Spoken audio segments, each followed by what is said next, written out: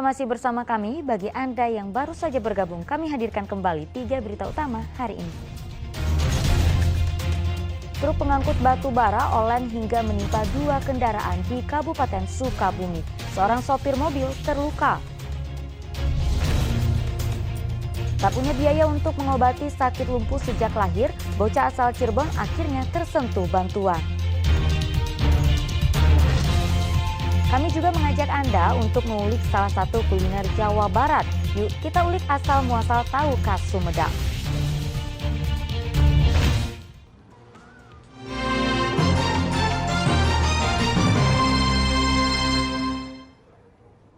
Demo mahasiswa mengkritisi kinerja pemerintah kabupaten dan DPRD Subang diwarnai aksi saling dorong Selasa siang.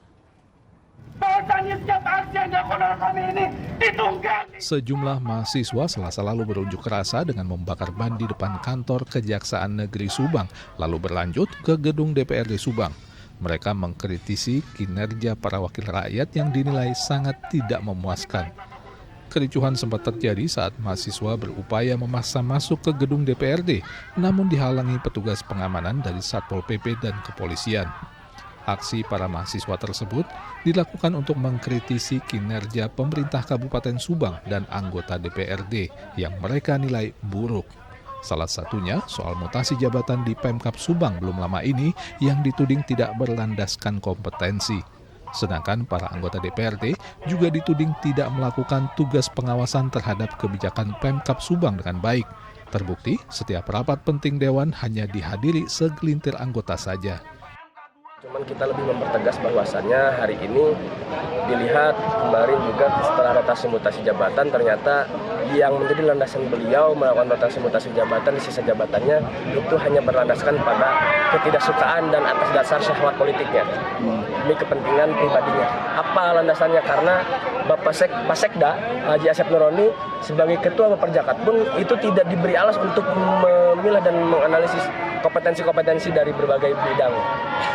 Malah orang lain yang bisa memilih hal tersebut. Yang kemarin juga kita menemukan ketika investigasi di lapangan, ketika rapat paripurna anggota DPRD itu hanya menghadiri 18 orang. Masa iya rapat sebegitu besarnya, sebegitu pentingnya hanya diwakili tidak setengah-setengahnya daripada anggota DPRD.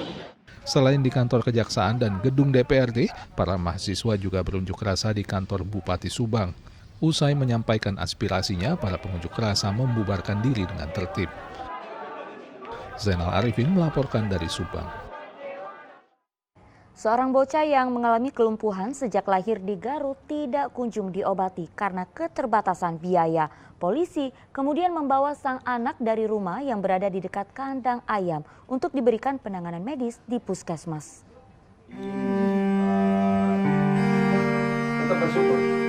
Anggota Polsek Banjarwangi Garut menjemput seorang bocah bernama Sri Ayu warga Wangunjaya untuk dibawa ke puskesmas. Sri Ayu sudah sejak lahir mengalami kelumpuhan. Namun, lahir dari keluarga miskin membuat Sri Ayu yang kini berusia 12 tahun tidak bisa secara berkesinambungan mendapatkan pengobatan dan terapi.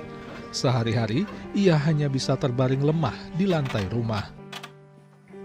Kalau sakit lumpuhnya dari bayi sampai sekarang ya belum ada perubahan.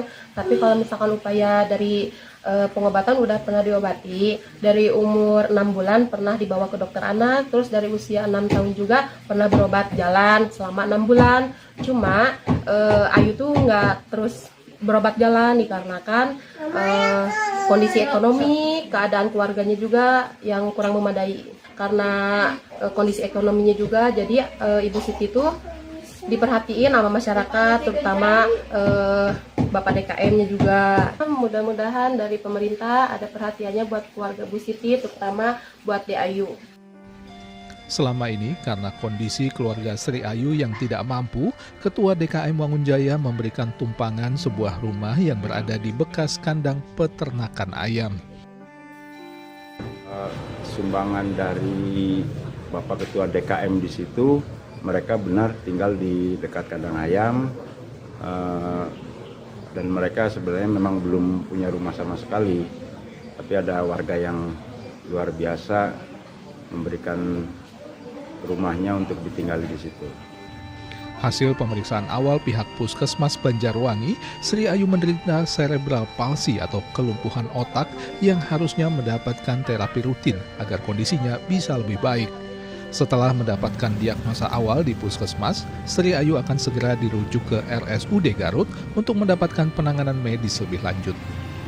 Kemungkinan Sri itu terjadinya cerebral palsy, jadi adanya kelumpuhan pada bagian otak yang menyebabkan kelumpuhan pada seluruh bagian tubuhnya.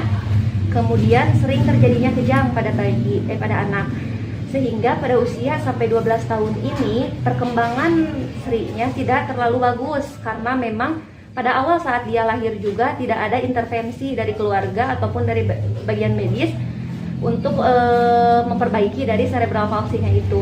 Seharusnya Sri itu melakukan terapi yang rutin, tetapi karena ada hambatan biaya dan lain sebagainya, jadi tidak dilakukan terapinya sehingga perkembangannya sangat minim. Jadi tidak bisa dilakukan apa-apa lagi sampai saat ini. Sampai makan pun masih sering tersedak, banyak tersedak, tidak bisa mengatur nafas, dan sering terjadi kejang. Sri Ayu adalah anak kedua dari 5 bersaudara. Sementara ayahnya Karlan hanya seorang buruh serabutan. Akibatnya 2 anaknya tidak sekolah. Kini keluarga mereka sangat membutuhkan uluran tangan para dermawan. Eko Setiabudi melaporkan dari Garut. Kalau dengar kata Sumedang, apa yang terbayang di benak Anda?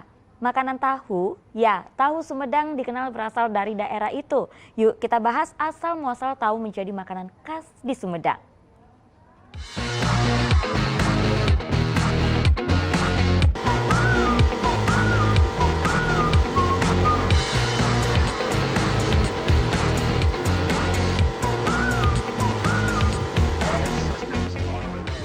Tahu Sumedang.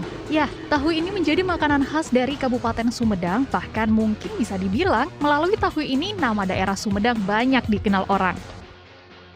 Teh, makanan khas Sumedang apa? Tahu. Kalau Teteh sendiri makan tahu tiap hari nggak? Ya kadang-kadang. Enggak juga sih, paling seminggu sekali. Biasanya kalau makan tahu, tahunya diolah apa nih? Biasa dimakan langsung, digoreng atau dibacem mungkin, dipasak, dioseng gitu.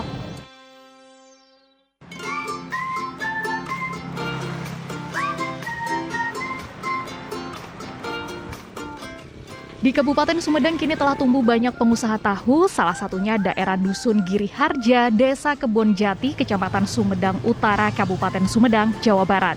Di lokasi ini puluhan industri rumahan produsen tahu tumbuh dan mensejahterakan warga sekitarnya. Padahal makanan tahu berasal dari Tiongkok Utara sekitar tahun 164 sebelum Masehi. Lalu bagaimana awalnya Sumedang menjadi daerah yang memiliki makanan khas tahu ya? Jadi Ong Kino datang dari dataran Cina ke Sumedang, lalu dia pertama kali hanya untuk coba-coba aja buat makan, mungkin karena kangen makan makanan dari dataran Cina situ. Nah, terus dia coba-coba dipotong kecil-kecil tahunya. Nah, kadang-kadang ada teman-temannya datang, dia cobain, terus teman-temannya bilang katanya enak. Nah, udah gitu Buyut Ong Kino mau balik ke dataran Cina, jadi dia panggil anak satu-satunya Ong Bungkeng untuk datang ke Sumedang. Nah, dia ajarin cara buat tahu gimana. Ternyata tahu yang dia olah itu ternyata cocok dengan lidah teman-temannya yang di sini gitu. Jadi akhirnya dia coba suruh dijual, akhirnya dia coba jual, ternyata banyak yang suka.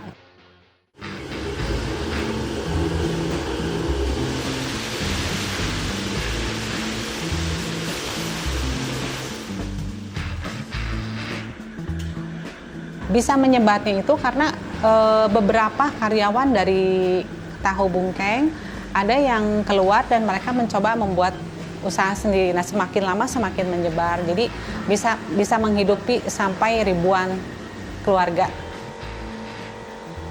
Tahu sih sebetulnya simpel ya. Jadi maksudnya kalau kacang itu harus direndam dulu kira-kira 3-4 jam sampai mekar. Udah direndam, terus digiling, terus diolah, biasa dimasak kayak begitu aja, lalu disaring, jadi tahu. Tahu sama sekali tidak pakai pengawet. Jadi kami tidak membuat tahu dalam kualitas yang sangat banyak sekali gitu. Jadi kita kalau di tiap cabang tuh kami kirim tahu fresh.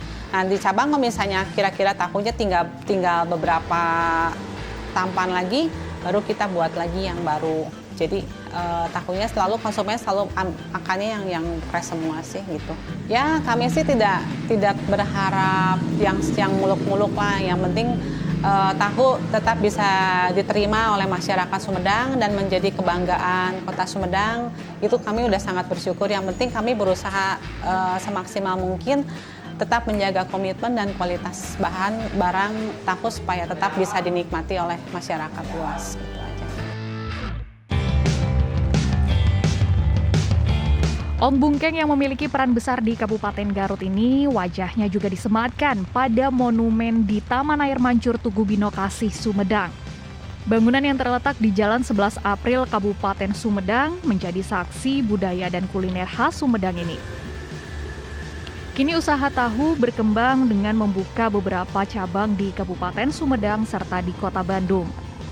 Inovasi rasa dan cara penjualan juga dilakukan untuk menarik para pelanggannya. Terbuktikan kalau ingin memperkenalkan kebudayaan atau keunikan dari satu daerah bisa dengan tetap melestarikan makanan yang berasal dari daerah itu. Kalau kita dengar kata Sumedang, yang ada di benak Anda pasti tahu. Afrin Mariana, Muhammad Kadafi melaporkan dari Kabupaten Sumedang.